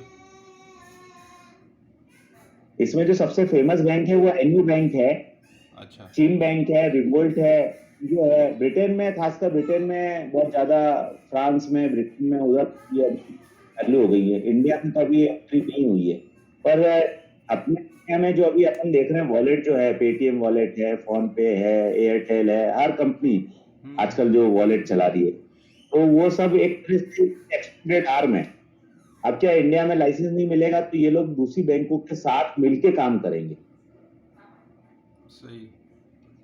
सर मैंने कहीं इसमें पढ़ा था कि इनको डिपॉजिट्स एक्सेप्ट करने की जो है परमिशन नहीं है। डिपॉजिट कर सकते हैं ना 1 लाख रुपए तक, जो अपना एफआई वाले हैं, जनधन खाते वाले हैं। आप पेटीएम में अकाउंट खोल लो, उसमें भी आपको 1 लाख रुपए तक आप जमा कर सकते हैं।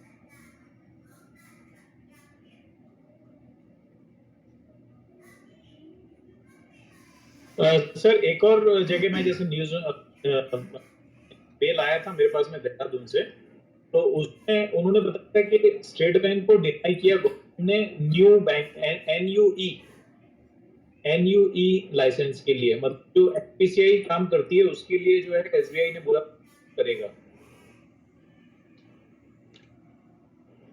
उसके बारे में तो नहीं मालूम, पर ये जरूर मालूम है कि एसबीआई का भी एक डिजिटल बैंक जो है वो जियो पेमेंट्स के साथ हम जो ला रहे हैं वो जियो, वो यही है, इसी टाइप का बैंक है।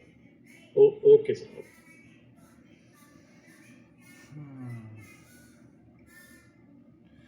ठीक है। तो अब टेक्नोलॉजी से अपन आगे बढ़ते हैं और ये बैरागी जी का टॉपिक बैड बैंक, ये नया कंसेप्ट आया है कि बैड लोन हो रहे हैं तो अब बैड बैंक भी बनेगा। तो बैरागी जी से रिक्वेस्ट है कि वो अपना बैड बैंक के ऊपर जो इनपुट्स देना चाह रहे हैं हम सभी के लिए, वो कृपया दें। और मैं एक रिक्वेस्ट करूंगा कि शरद सर शायद खाना खा रहे होंगे आज, लेकिन अगर हम जो खास करके जो प्रेजेंट कर रहे हैं वो अगर वीडियो ऑन करके करेंगे तो हो सकता है कि जो अपने साथी अभी इस बार जो वीडियो कॉन्फ्रेंस के थ्रू इंटरव्यू होगा तो उसमें कहीं ना कहीं मेरे को ध्यान नहीं रहा, मैंने ये देखा तब ध्यान से देखा कि मेरा वीडियो ऑन नहीं है, क्योंकि स्क्रीन पे ज्यादा लोग आ गए तो मुझे मालूम नहीं पड़ता। क्योंकि हम तो आपके जो स्टाइल है देख के हम सीखना चाह रहे हैं, और आप अपना वीडियो ऑफ कर देंगे तो हम कैसे सीखेंगे? नहीं ठीक है ना। तो उसमें क्या आपने को ये देखने को बोलने का जो तरीका रहता है कि कैसे प्रेजेंट कर रहे हैं, क्योंकि वीसी में तो ये मायने रखेगा अगर वीसी के थ्रू अगर अपना इंटरव्यू होता है तो वीसी के थ्रू ही होगा भाई। हाँ। उसको कोई संभावना नहीं है। हाँ, तो उसके हिसाब से ये अच्छा है, अपना चेहरा भी दिखेगा अपने को, तो अपने आपका भी सेल्फ एनालिसिस करते रहेंगे और दूसरे साथी भी एक दूसरे को फीडबैक बताएंगे। तो बैरागी जी, बैड बैंक के बारे में बताएंगे। Yes sir. सर ये बताइए कितना समय है? किस चीज का काय समय? में इंटरव्यू डेट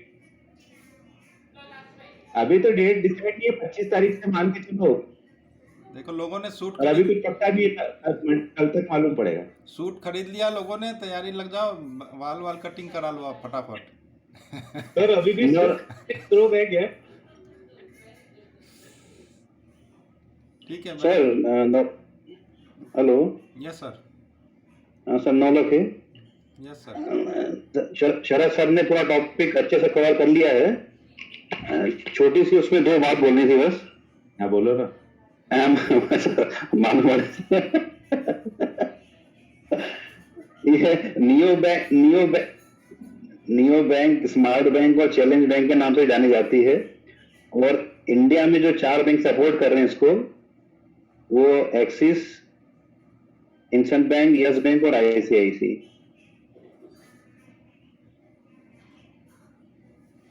अच्छा, मतलब ये ठीक सर, थैंक यू सर।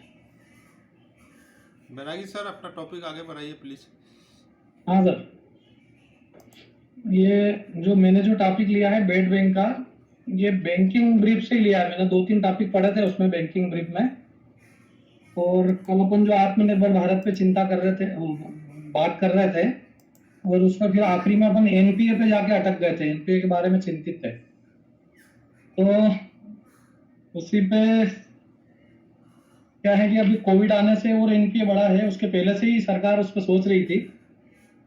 तो बेड बैंक के ऊपर इसमें बैंकिंग ब्रीफ में 3-4 पेज थे, वो मैंने तैयार किए हैं। एनपीए क्या है, मेरा फील्ड भी है, एनपीए पढ़ना मेरे को अच्छा भी लगता है, तो इसलिए बेड बैंक के बारे में मैं बताना चाहूँगा कि ये जो बेड बैंक की जो सोच है, ये सबसे पहले 1988 में यूएस बेस्ड एक मेलन बैंक बना था, फर्स्ट बेड बैंक। उसके बाद में स्वीडन, फिनलैंड, फ्रांस, जर्मनी, इतने सारी कंट्री में ये बेड बैंक बन चुका है।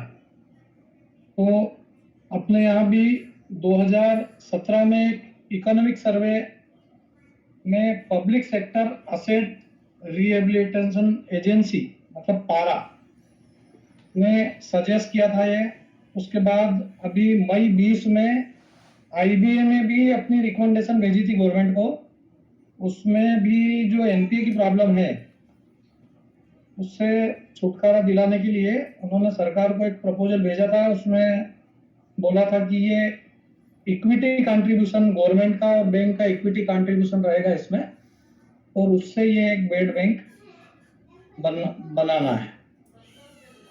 और अभी क्या है कि जो बैंक का जो एनपीए है वो इसमें केवी कामत कमेटी ने भी बताया है कि सितंबर 21 तक जो है बैंक का एनपीए जो है वो करीबन 6% और बढ़ जाएगा। एनपीए अभी जो एनपीए है उसमें 6% की और बढ़ोतरी होने की क्षमता उन्होंने जाहिर करी है कमेटी ने। तो जो बेड बैंक है, ये बेड बैंक क्या है, डिपॉजिट लेना और एडवांस देना इस टाइप का काम नहीं रहेगा इसका। इनका काम ये रहेगा कि जो एनपीएस है, स्ट्रेस असेट है, और जो दूसरे लिक्विड असेट हैं वो उनसे फाइनेंशियल इंस्टीट्यूट से खरीदना, और वो जो खरीदेंगे वो बुक वैल्यू से कम पे खरीदेंगे, डिस्काउंटेड रेट पे। और इससे जो है कमर्शियल बैंक को जो फायदा होगा वो ये होगा कि वो अपनी एक तो बैलेंस शीट क्लियर कर पाएंगे, और दूसरा जो है लोन, जो खराब खातों पे लोन रिकवरी में जो उनका समय जाता था वो उसको उससे हटके और जो है लेंडिंग के लिए अपना जो है फोकस कर पाएंगे। तो ये इसका एक मेन उद्देश्य है बेड बैंक का। और जो यूनियन बजट अभी जो आया था अपना 2021 में, उसमें भी गवर्नमेंट ने भविष्य में संभावित स्थिति के बारे में सोचते हुए उन्होंने असेट रिकंस्ट्रक्शन कंपनी और असेट मैनेजमेंट कंपनी, ये नाम अपन ने पहले भी सुन रखे हैं, तो इनके आगे ही उन्होंने नेशनल लगा दिया है। तो नेशनल असेट रिकंस्ट्रक्शन कंपनी और नेशनल मैनेजमेंट कंपनी बनाने का बोला है। और वो क्या करेंगे कि असेट रिकंस्ट्रक्शन कंपनी जो है, नेशनल असेट रिकंस्ट्रक्शन कंपनी, वो डेप्ट को एग्रीगेट करेगी, और जो असेट मैनेजमेंट कंपनी है वो उसको रिजोल्यूशन मैनेज करेगी उसका। तो ये ऐसा दोनों के बीच में काम बटा हुआ है। तो इससे इसके जो फायदे हैं मैं एक बार और बता देता हूँ कि इसमें एक तो बैंक की बैलेंस शीट क्लियर होगी, दूसरा जो है क्रेडिट ग्रोथ के ऊपर अपन इसको फोकस कर पाएंगे इंस्टेड ऑफ लोन रिकवरी। दूसरा जो है बैंक का जो कैपिटल एडिक्वेसी जो रेशो है, उसका जो रिक्वायर्ड लेवल है वो अपन मेंटेन कर पाएंगे, और फ्रेश कैपिटल जो है वो मोबिलाइज कर पाएंगे। दूसरा जो है क्रेडिट रेटिंग भी बैंक की इंप्रूव होगी इससे, और फ्री कैपिटल जो है वो अवेलेबल होगी। और जो अपन प्रोविजन जो करते हैं एनपीए पे, एडिशनल प्रोविजन, वो नहीं करना पड़ेगा अपने को, और बैंकिंग बिजनेस को अपन इंप्रूव कर पाएंगे। दूसरा जो और प्रॉफिटेबिलिटी भी इससे बढ़ेगी। और इसके जो चैलेंजेस जो बताए हैं वो एक ये था कि मोबिलाइजिंग कैपिटल, अभी जो कोविड की जो स्थिति चल रही है उसको देखते हुए इसके लिए एक तो कैपिटल मोबिलाइज करना थोड़ा एक दिक्कत वाला है। दूसरा, not addressing underlying issues without governance and structure reforms, the public sector banks, which accounts for 86% of total NPA, may continue business as usual and end up piling up the bad debts again. दूसरा ये है कि जो bank, मतलब ये जो bed bank बनेगी तो बैंकों में ऐसा मैसेज नहीं जाए कि ठीक है अपन लोन देते जाओ और वो रिकवरी करते जाएंगे। तो ये एक इसका माइनस पॉइंट भी है। बस ज्यादा कुछ इसमें था नहीं, 2-3 पेज ही थे इसके ऊपर।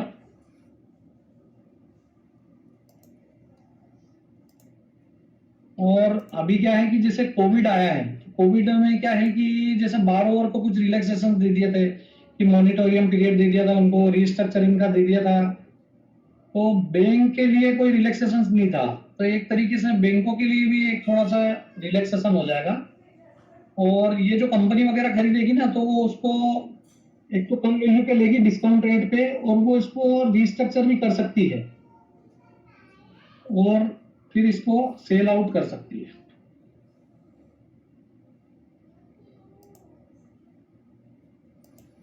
हाँ साई जी। नहीं तो इंडिया में बेड बैंक स्टार्ट हो गया है कि होने वाला है? नहीं, अभी बजट में था सर, अभी अभी बजट में शायद इसकी वो किया है उन्होंने डिक्लेयर। हाँ, बजट में इसका मैनेजमेंट कंपनी के नाम। अच्छा, तो इसके असेट मैनेजमेंट कंपनी और असेट रिकंस्ट्रक्शन कंपनी को नेशनल बना दिया। अच्छा, मतलब अब सैम की जरूरत नहीं रहेगी, हो सकता है आने वाले टाइम में, जैसे पूरा एनपीए वही खरीद लेंगे तो, कि रहेगी? नहीं, सेल तो रहेंगे, सभी खाते नहीं जाएंगे, बैंक जो बेचना चाहेगी वही जाएगा।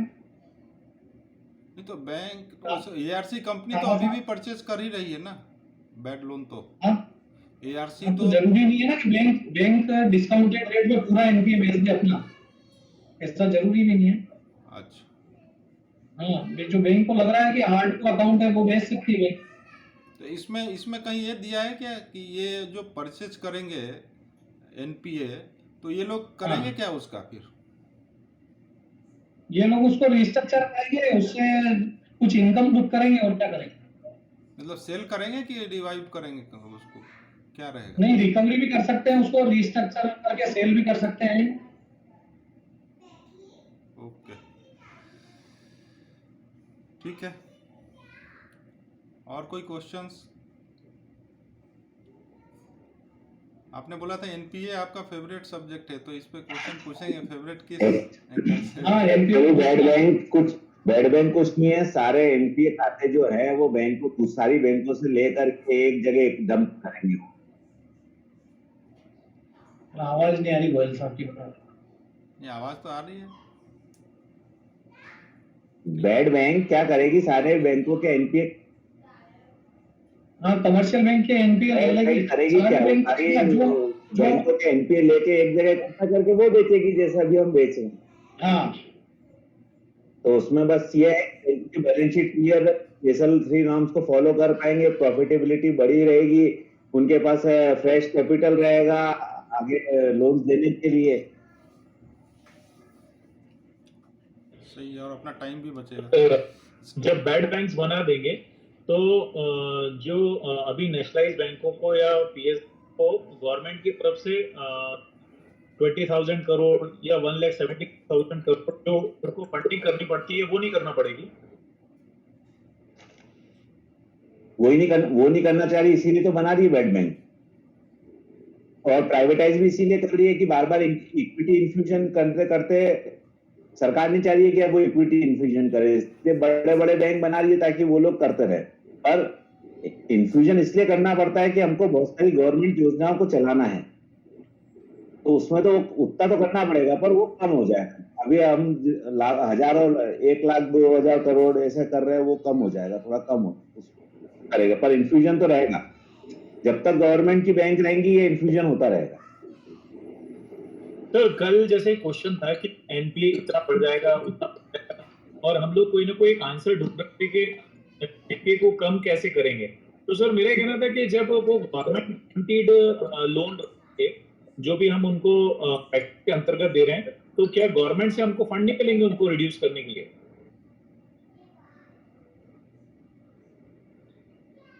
मुझे तो आवाज नहीं आई इंद्रजीत, क्लियर आवाज नहीं आ रही तुम्हारी थोड़ी यार। क्या है ना, दो माइक एक साथ चालू रहते हैं तो बंद वो उसमें वॉइस में थोड़ी अनक्लियर हो जाती है। एक बंद कर दें, सुमन सर बंद कर दें।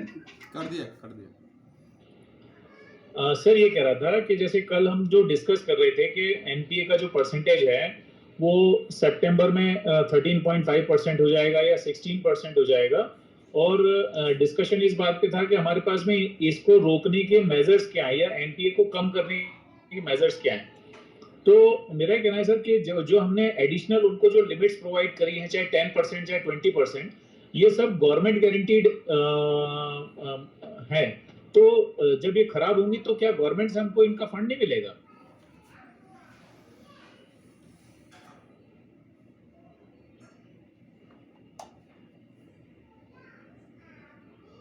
तो यार इसका आंसर वैसे तो तिवारी जी सही तरीके से देते, पर जहां तक मैं समझ रहा हूं कि गवर्नमेंट की गारंटी है तो वो फंड तो मिलेंगे, पर लिमिट खराब होने के बाद वो कब तक मिलते हैं उसको नहीं कह सकते। और खाली ये जीसीएल या सीएसीएल उसके लिए नहीं बात कर रहे, दूसरे भी लोन का पे इम्पैक्ट आएगा ना।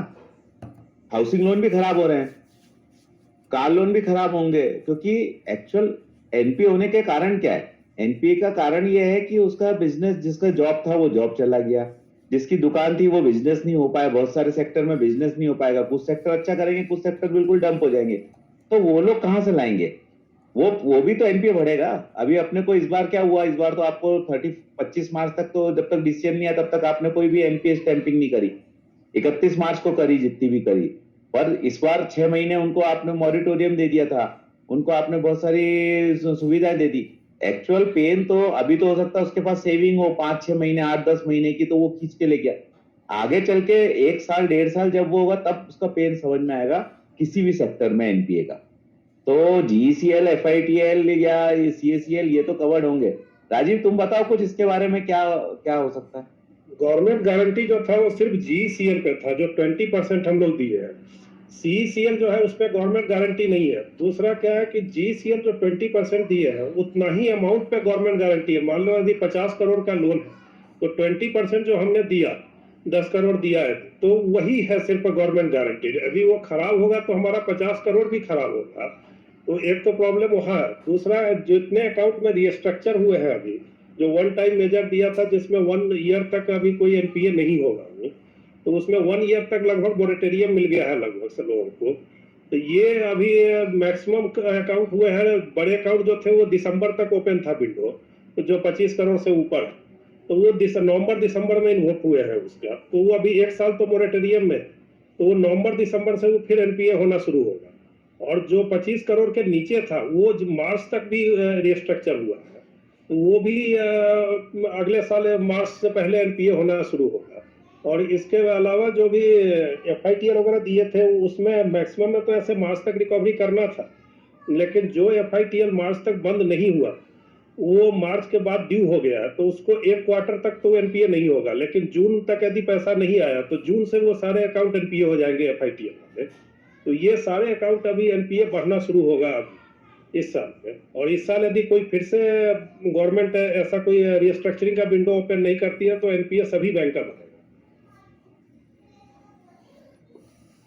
नहीं, बहुत सही। ये हम भी यही बात सोच रहे थे कि भाई उसको जो 20% है वो तो जाएगा, उसके साथ जो हमारा पैसा है वो भी जाएगा ना, इसलिए एनपीए तो बढ़ेगा एनपीए। 20% में तो गवर्नमेंट का जो नॉर्म है उसमें 75% वो सिर्फ 30 डेज के अंदर ही दे देगा, और सिर्फ 25% के लिए ही हमको फाइट करना है। तो पैसा वो तो सुरक्षित है, मिल जाएगा, लेकिन प्रॉब्लम अपना 50 करोड़।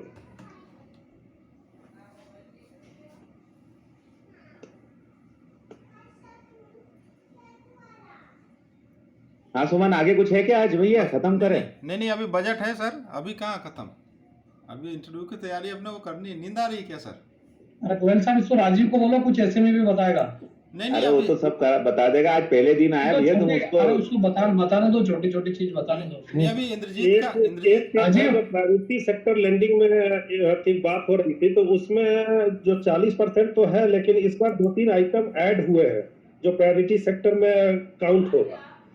वो मेन है कि जो पूछने का जो क्वेश्चन आना चाहिए, क्योंकि प्रायोरिटी सेक्टर लेंडिंग तो सभी लोग जानते हैं, वो स्केल 2-3 का हो गया क्वेश्चन। अभी जो है कि 3 पॉइंट उसमें जो नए ऐड हुए उसमें है कि स्टार्टअप को जो लोन देंगे हम, वो 50 करोड़ तक का प्रायोरिटी सेक्टर में आएगा, पहले ये नहीं था। फिर यदि सोलर पावर प्लांट बैठाने के लिए किसी फार्मर को हम लोन देते हैं तो उसका कोई सीलिंग नहीं है, वो पूरा आ जाएगा प्रायोरिटी सेक्टर लेंडिंग। फिर यदि कंप्रेस्ड बायोगैस प्लांट लगाने के लिए हम देते हैं पैसा तो वो भी आएगा प्रायोरिटी सेक्टर लेंडिंग में, इसके लिए भी कोई सीलिंग नहीं दिया है गवर्नमेंट ने। और हेल्थ इंफ्रा में यदि हम पैसा देते हैं 10 करोड़ तक का लोन तो वो भी आएगा प्रायोरिटी सेक्टर लेंडिंग में। रिन्यूएबल एनर्जी के लिए यदि 30 करोड़ तक का लोन देते हैं तो वो प्रायोरिटी सेक्टर लेंडिंग में आएगा। स्कूल ड्रिंकिंग वाटर सैनिटेशन के लिए 5 करोड़ तक का जो लोन है वो भी प्रायोरिटी सेक्टर लेंडिंग में आएगा। तो ये कुछ पॉइंट है जो नए इसमें ऐड हुए हैं, ये सब पहले नहीं था। तो अब इसके बाद हमारे लिए प्रायोरिटी सेक्टर लेंडिंग का को पकड़ना आसान होगा कि हम कर ले। अभी 37% पे रह जा रहे थे हम लोग।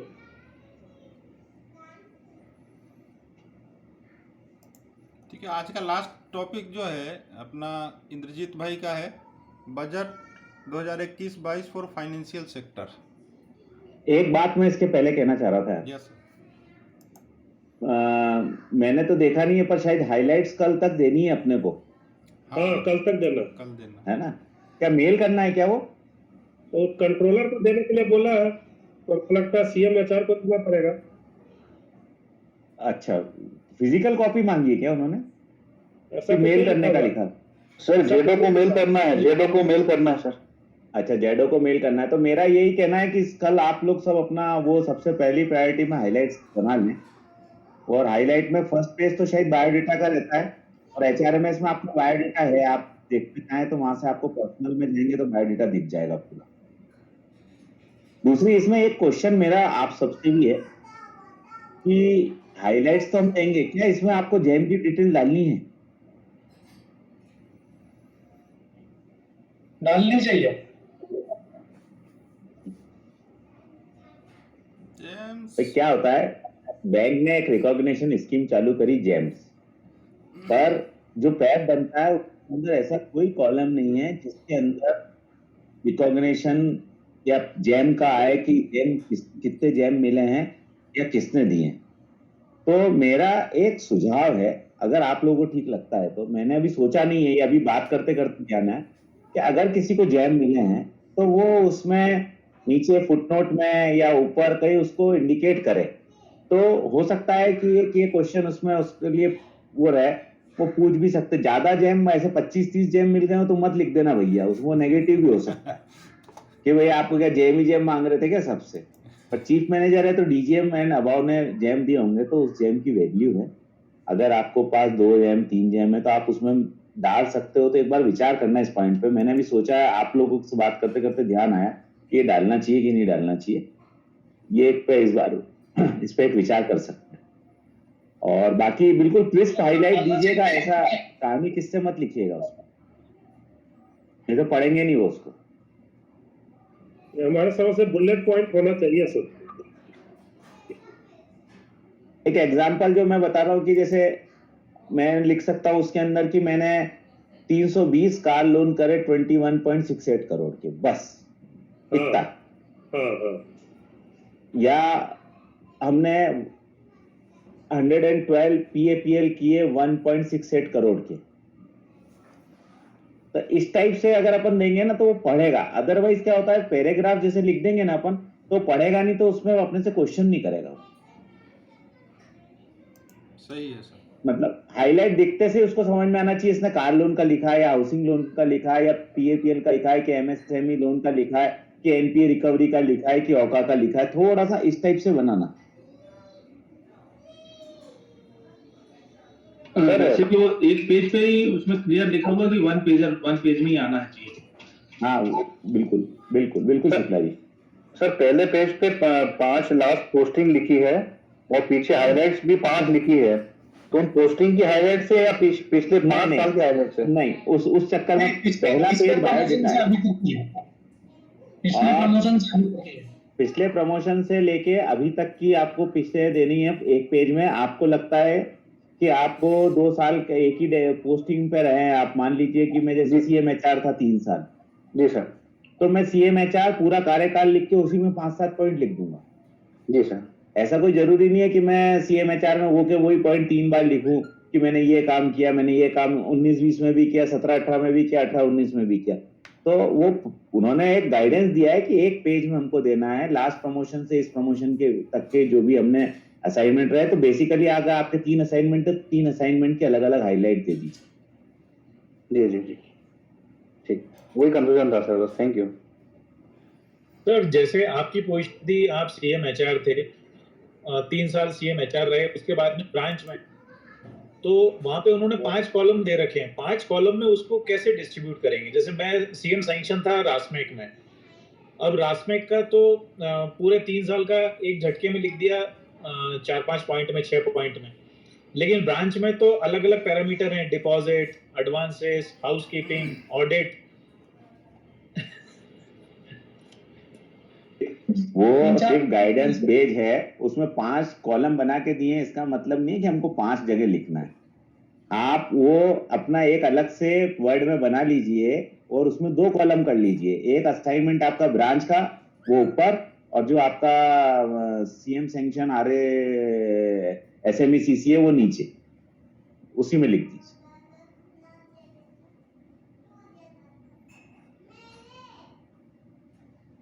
सुमन आगे बढ़ाओ भैया। बस इंद्रजीत सर का नंबर है, financial sector budget 2021-22। Sir highlights of union budget 2021-22, कुछ फाइनेंशियल सेक्टर पे जो उन्होंने बोला है, उसके पहले मैं कुछ माइलस्टोन और अचीवमेंट जो इंडियन इकोनॉमी के हैं वो डिस्कस करना चाहूँगा। भारत जो है वो 5वीं सबसे बड़ी इकोनॉमी जो है वर्ल्ड में उभर कर आई है।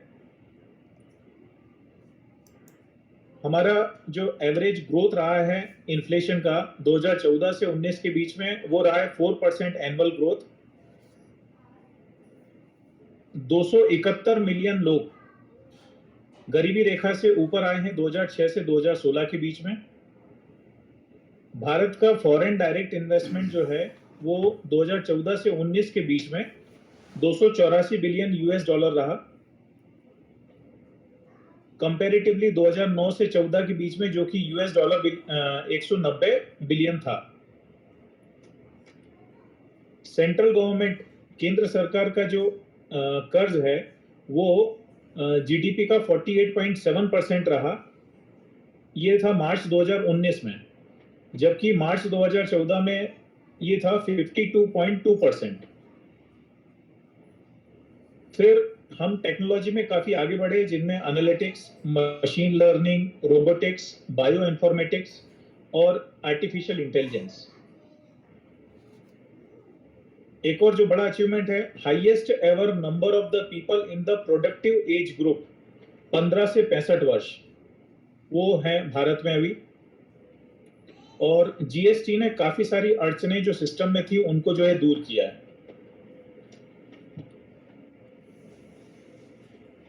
यूनियन बजट का जो एम है, जो लक्ष्य है, वो है to achieve seamless delivery of services through digital governance, to improve physical quality of the life through national infrastructure pipeline, risk mitigation through disaster resilience, social security through pension and insurance penetration।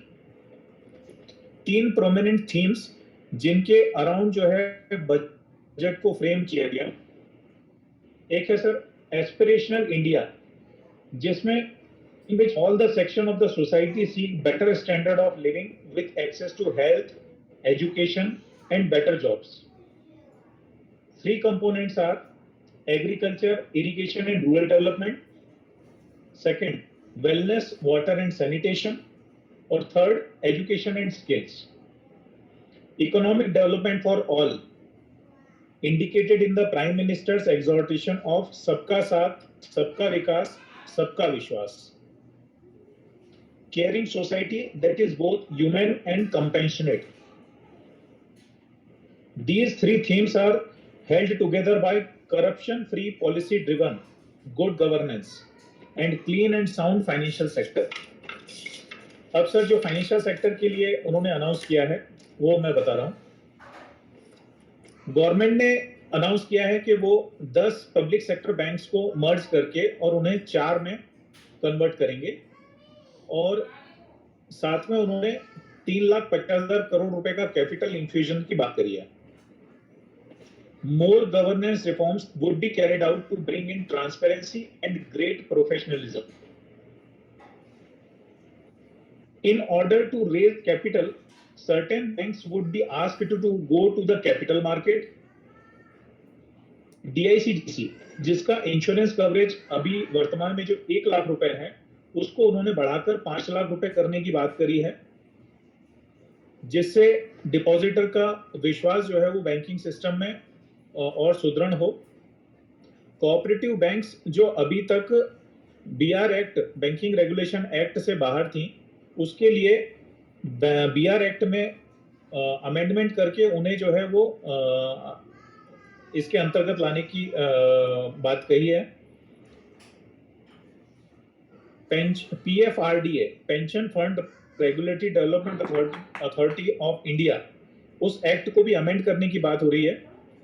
Amend करने के reason है strengthening regulating role of the PFRDA।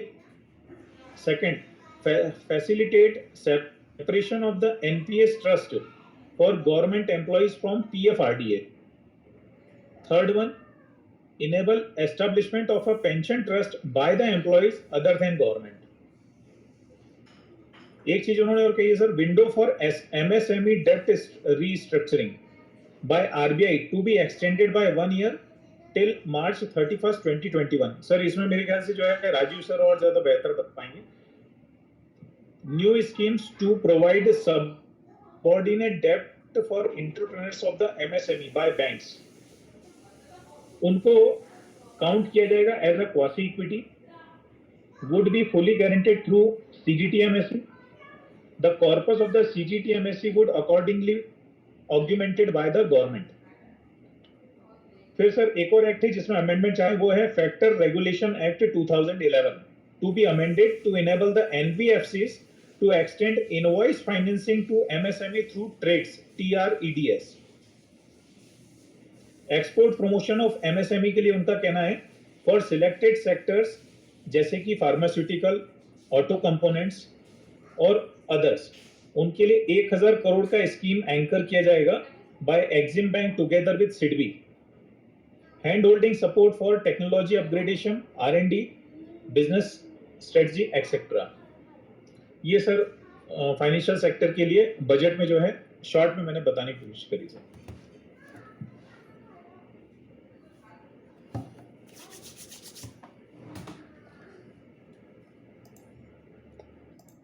Thank you Indrajeet sir, आपने budget को cover किया। इसमें कोई questions हो तो पूछ सकते हैं। अभी अपन 12 नहीं बजा है, 11:10 ही हो रहा है, अपने पास 12 बजे तक का तो टाइम है तैयारी के लिए। फाइनेंशियल सेक्टर के लिए बजट में क्या था उसके ऊपर जो बुलेट पॉइंट्स के रूप में दिए हैं, तो ये सब अपन, वैसे मैं इसका वीडियो जो है अपलोड कर दूंगा तो अपने को रिकॉल करने में दिक्कत नहीं आएगी। कभी भी देखना हो तो अपन देख सकते हैं उसको, या ऑफिस जाते टाइम कार में ही लगा लिया और वो ऑडियो में FM के बदले ये बजने देते हैं अपन जब तक इंटरव्यू ख़त्म नहीं होता है ना। जिनका डिस्टेंस ज़्यादा होगा उनके लिए ज़्यादा बेनिफिशियल रहेगा। हमारा 5 मिनट का रास्ता है तो स्टार्टिंग में ही ख़त्म हो जाएगा। तो शरद सर, आज का मुझे लगता है अपन अब द एंड करें, और अपनी जो आज बात हुई है वो बैंकिंग ब्रीफ वाली, वो जरूर कल आप एक बार डिस्ट्रीब्यूट कर दीजिए कि उसके ऊपर अपन। नहीं, मैं अभी मैंने सुमन सोचा उस पेज की फोटो कॉपी करके, वो फोटो खींच करके व्हाट्सएप ग्रुप में डाल देंगे और सीरियल नंबर से सब लोगों को दे देंगे अपन। Yes sir. तो अपने हिसाब से वो तैयार करें, 2-3 दिन में अपन इसको खत्म कर देंगे वेडनेसडे तक। और 9:30 बजे अपना फिक्स है, 9:30 बजे ग्रुप में डाल दो कि अपना रहेगा, जो ज्वाइन करना वो ज्वाइन कर लिया करें। और कल चूंकि सर ये अपना जो हाइलाइट्स देने का है, तो दिन में यदि जो भी साथी बनाते हैं और कुछ ऐसा बिल्कुल से आई कैचिंग और अच्छा अपने माइंड में आता है तो वो ग्रुप में शेयर कर दें कि दूसरे साथी भी उसको, जैसे आपने अभी जेम्स वाला इशू उठाया है, तो मुझे भी लगता है जेम्स वाला लिखना चाहिए। यदि वो जेम्स अपने को मिला है तो निश्चित रूप से हायर अथॉरिटी ने आपको रिकॉग्नाइज किया है, और रिकॉग्निशन के कारण ही अपने को इंटरव्यू में मौका मिला है, और आगे भी इंटरव्यू में जो सफल होने के चांसेस तभी है जब रिकॉग्नाइज हायर अथॉरिटी अपने जो एफर्ट्स हैं उसको करेगी, और उसका एक प्रतीक है ये जेम्स। तो कहीं ना कहीं इसको अच्छे तरीके से लेकिन उसको लिखना पड़ेगा। वो कैसे लिखेंगे? हाँ, मतलब ऐसा भी नहीं लगना चाहिए कि आप ज्यादा शो ऑफ कर रहे हो। हाँ, बाकी वो अपने स्टाइल में कहीं ना कहीं उसको इनपुट करना चाहिए। वो स्टाइल कैसी होगी मैं भी अभी दिमाग लगाता हूँ। हाँ, सोचते हैं, ठीक है, जरूरी नहीं है, कर पाओ तो ठीक है, नहीं तो कोई बात नहीं। क्योंकि आप ये सोचिए जेम्स डालेंगे तो उस पर आप पे क्वेश्चन भी हो सकता है। हाँ, होगा, है ना, हो सकता है। ठीक है, क्वेश्चन कि भाई क्वेश्चन होगा तो अच्छा है ना, कि अपना एक कम से कम अपन पहले से तैयार रहेंगे उस क्वेश्चन के लिए। हाँ, वही। तो ठीक है, आज का अपन okay, good night sir. Thank you and good night. Good night sir. Good night.